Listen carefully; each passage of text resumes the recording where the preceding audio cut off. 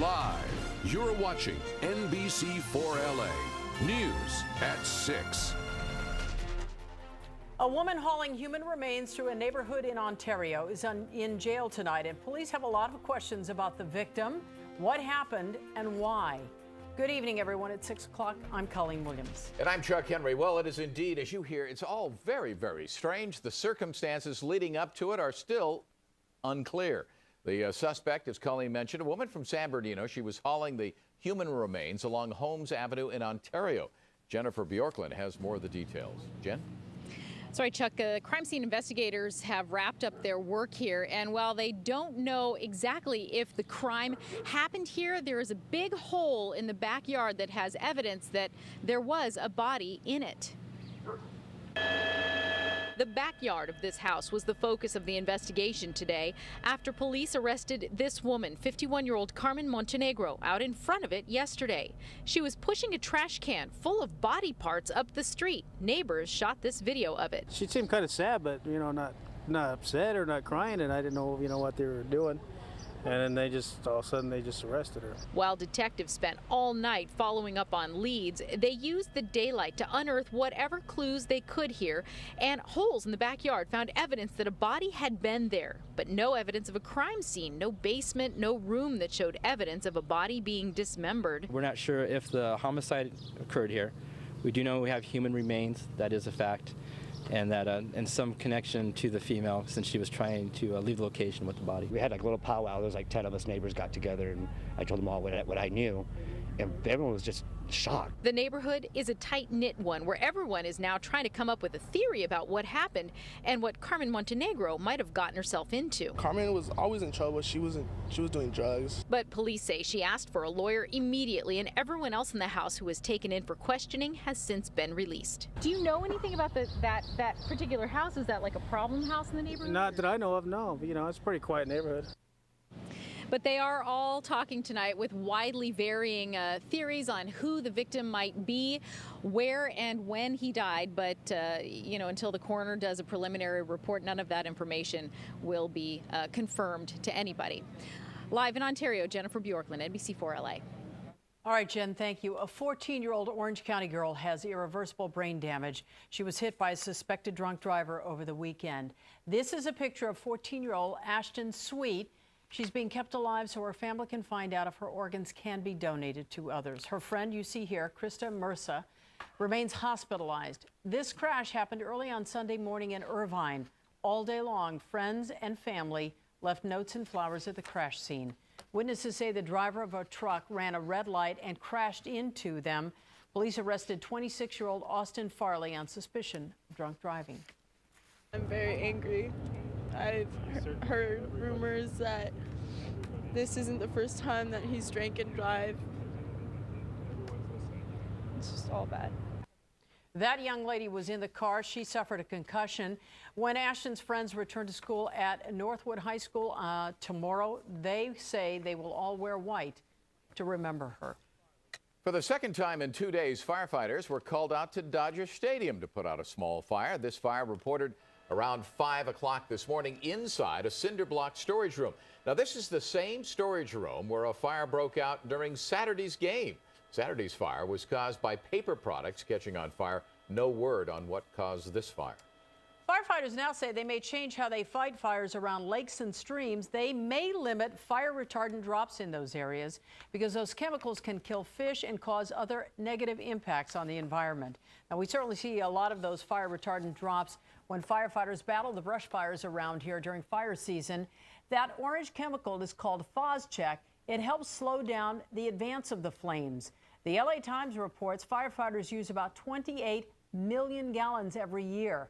The Forest Service is still reviewing the proposed changes and will make a final decision by the end of this year. If that does happen, there will be exceptions. For instance, a pilot will release the fire retardant near a lake or stream if someone's life is in danger. President Obama today made the traditional visit to Arlington National Cemetery and the Tombs of the Unknown, where he paid tribute to America's fallen.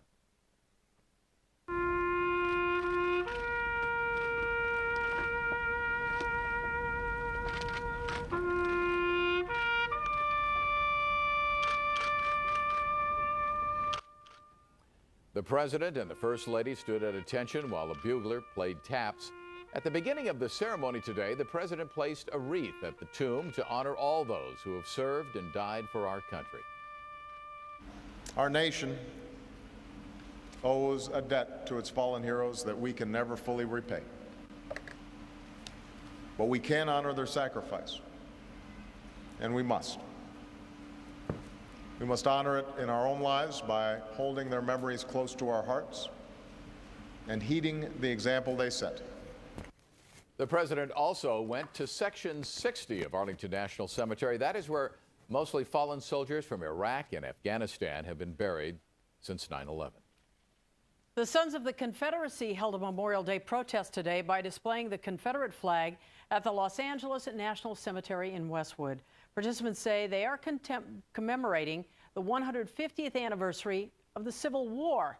Conan Nolan joins us live from Westwood right now, where the display of the Confederate flag has irked many people who showed up at the cemetery today. Conan. Colleen, the fact is, this is the only day out of the year where the Confederate flag legally can be flown at the Los Angeles National Cemetery, and it can only be flown on this day because of a disputed grave of a Confederate soldier here who died a Yankee. Outside the Los Angeles National Cemetery, Vietnam vet John Medlin protests a flag that he says dishonors such hallowed ground. They seceded from the Union in order to keep slavery. That's not what I fought for in Vietnam. This should not happen.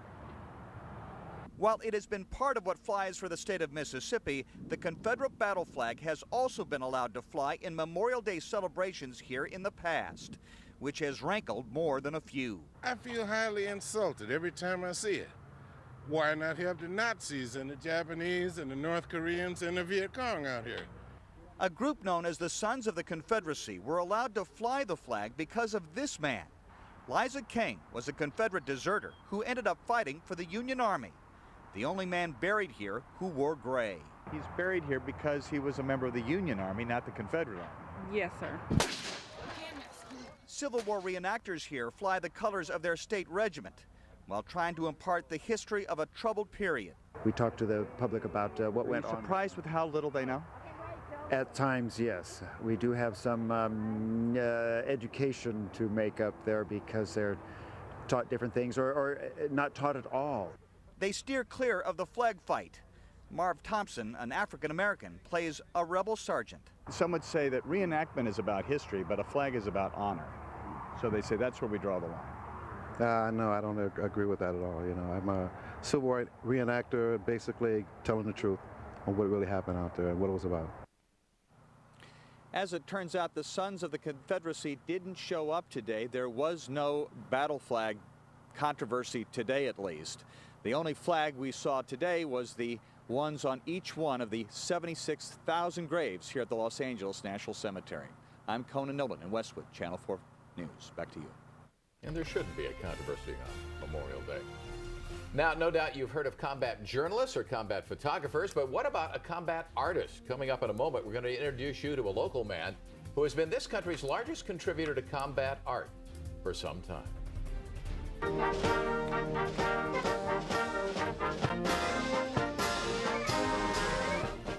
Plus, thousands of people turned out all across Southern California today to honor fallen heroes, the sights and sounds of local Memorial Day festivities. And then there's Fritz.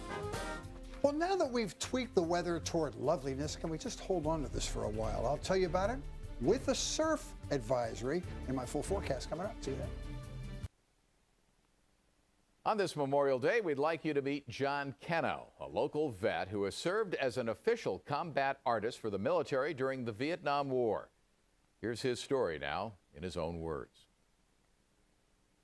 Combat Artist is a program that was developed by the Army to illustrate and document the history and chronological events of the war, which was gathered together and then produced into a book for the veterans who were exiting the country as part of their package for being in Vietnam. What the combat art program was to try to raise the morale of the troops and show them that there was, you know, something that they could tangibly have. was like your yearbook. And I was a draftee, and they really took a big chance on me. I was not Army. I didn't join. They took me kicking and screaming. So, but the job was just, it's the best job in the Army. Everything was captured literally, yes, in my mind. And then the majority of the work was done in the atmosphere of celebration when we went back to base camp. There is no high greater than this thrill of victory over the enemy. Well, the motivation for the artwork, I think, came from inside, from the human spirit, okay? I think that came from the heart. I have them indelibly imprinted on my mind. And then I have an excellent memory. I can remember almost every battle that we had, and then who was killed and what happened in those battles. This 16,000 paintings plus is most likely the most valuable art collection the government owns. So we have this magnificent contribution of artwork from all of my peers from 1910 through present day. I have 27 pieces of artwork in the exhibit. I believe I am the largest contributor for the entire exhibit from 1910 to present day. Fascinating pictures there. John Cano, combat artist. Now, this is the parade that almost didn't take place. Canoga Park got its Memorial Day parade back this year because the community just refused to let it go.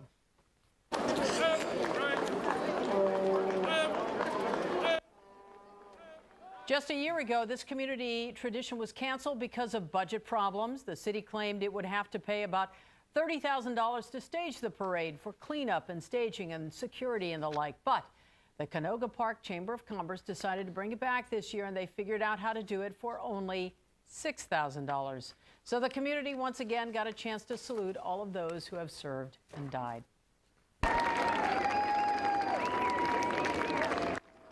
And it began with a flyover of a C-17 Globemaster, and it ended with this, a skydiver carrying the American flag. The Memorial Day observation at Green Hills Memorial Park in Rancho Palos Verdes was one of the biggest events in the area today. It was the 26th annual Memorial Day observance at this park. Almost every historic battle or real story about a war hero has been turned into some kind of a Hollywood movie.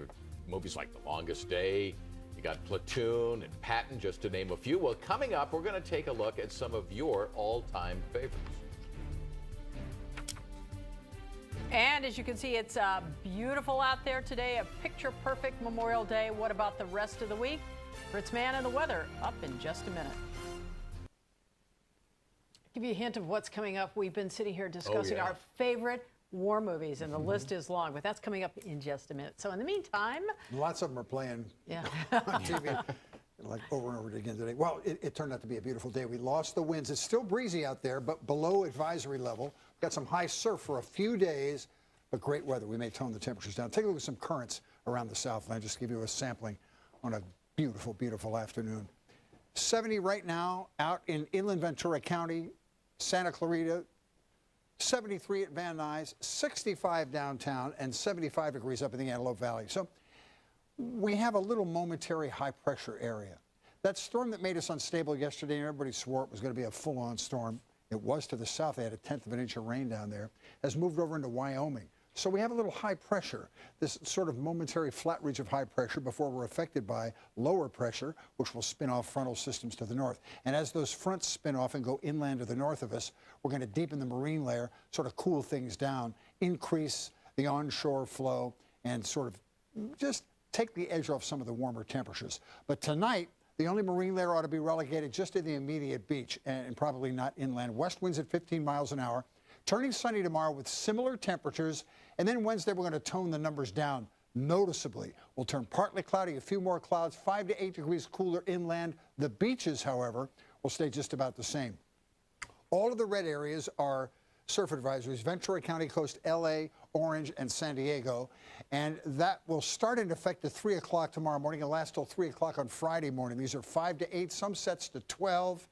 And with the big high tide, which will happen at 8:45 on Tuesday night at about 6.3 feet, we're recommending you don't observe anywhere near like a jetty or an observation point of the water because it will be nasty with a rip current. So another warm day tomorrow, almost like today. Low 80s inland, beautiful weather. Mid and upper 70s at the intermediate valleys, mid and upper 60s at the beaches, and then we're looking at high at 80, and the same for Northridge. Here's the extended forecast for the coast, the inland areas, including downtown and all the valleys. Look at the valleys because they'll have the noticeable drop. On Wednesday, we're going to come down substantially. That'll be the longer-lasting marine layer clouds and the stronger onshore flow, but then we'll stay really comfortable mid-70s in the valleys for the rest of the week. Should be a gorgeous week. You know, well, Colleen mentioned that we were talking about our favorite war movies, so we should tell yours was. Well, the longest day in modern warfare, the Hurt Locker and Black Hawk Down, but the World War II. Okay, so you had the longest day, and you selected, and this is a good one. It's an oldie.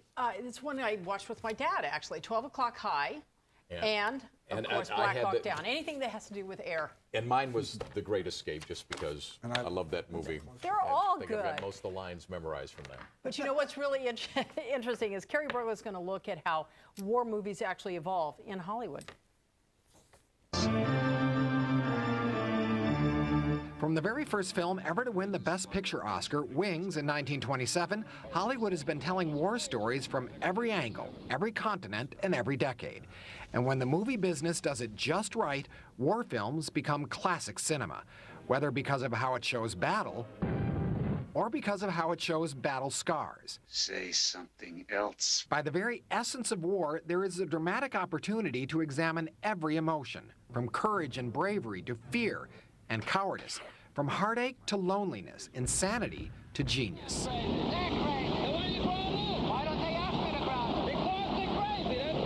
There are the endless stories that war provides, from the soldiers to their families, the girlfriends back home to the buddies on the battlefield. And there ain't no world but this one.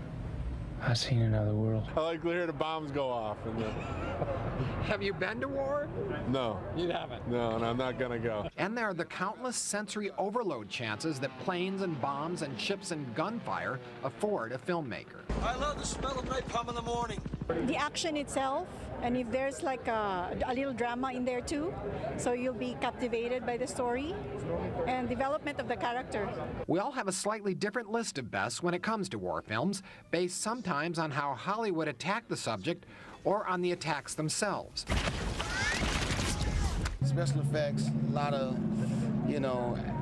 bullets flying and explosions, yeah.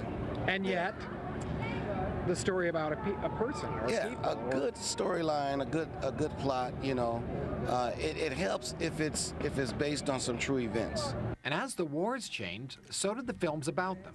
After Vietnam, Hollywood's war stories became much grittier, far more real. The happy endings, far more rare. What makes a good war film? Adherence to the truth, so that it reflects actually what happened. So go ahead, try to compile a list of the 10 best war films ever made, and I guarantee a debate will ensue, and the 10 will become 20. And the rankings, well, you'll never agree on that. In Hollywood, I'm Kerry Berglund for NBC4 LA. He's absolutely right, and we just keep adding to the list. Private Ryan. How did we forget Private Ryan? And one. You got to throw in maybe Tropic Thunder and Stripes. How about that? Tropic Thunder. And if you're going to do that, Three Kings. All right, big comeback for Tom Cruise. And a big comeback for the Angels as well. A college football coach surprisingly walks away from his team. Plus, they might be blind, but this Orange County paddling team has a better view on life than most people. An inspirational group that sees no obstacles. As Chuck told us at the top of the hour, Dodger Stadium may be catching on fire, but today the Angel Bat sparked at just the right time Halos and Royals in Kansas City. But first, a great Memorial Day for the serviceman tricked his girlfriend into thinking he was still overseas. All of a sudden, he shows up at the ballpark and gets down on one knee. We've seen plenty of proposals of baseball games, but this is one of the best. Irvin Santana's offering to Alex Gordon doesn't fare quite as well. His first pitch of the game, Gordon takes it over the center field wall. Royals lead 6-1 at one point, but then the Angels come all the way back. Down 8-7 in the ninth inning. Torrey Hunter had already hit a homer in the game. Thank you, sir. May I have another? Two-run shot puts the Angels on top. They climb all the way back for a 10-8 victory. Great win on the road, their third in 4 games. Big news from college football. Ohio State coach Jim Tressel resigned today amid a growing scandal involving players selling team memorabilia at a tattoo parlor. Tressel led the Buckeyes to the national championship in 2002.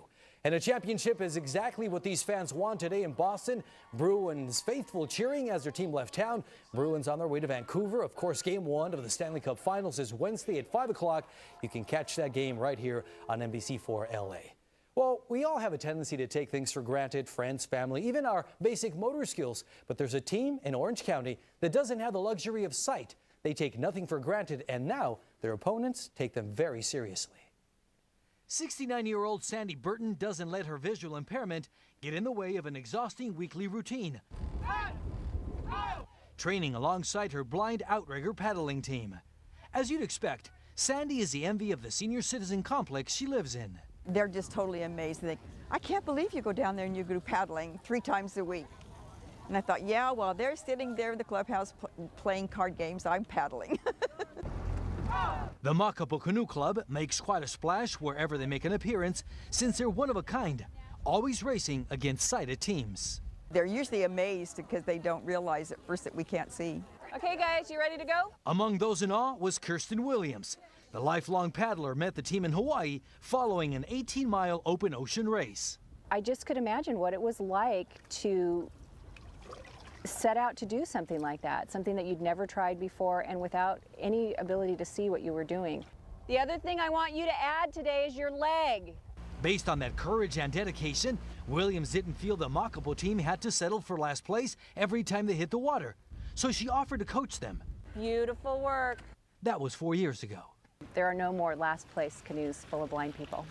Crossing first is the last thing on her mind when looking at the big picture. Williams soon found out blind people tend to live with a little bit of stress, fearful of falling or crashing. In a canoe, there's none of that. They get to go as hard as they want, as fast as they want. I can't wait to come down here. It makes me feel alive, and it makes me feel that there's nothing I can't do after I've been here. And Team Makapo's training to raise funds to compete in canoe paddling's biggest race later this year in Kona, Hawaii. That's a good cause to help. That's a great idea. That was fun to watch. Sure. All right, Mario, thank you. There's some news stories we're working on for the 11 o'clock news tonight. We are all talking about Dodger Stadium. Some dark days in Dodger Town. Attendance is way down. What will it take to get people back to the stadium? Of that story and, of course, all the breaking news, late breaking news tonight when we see you right here at 11 o'clock.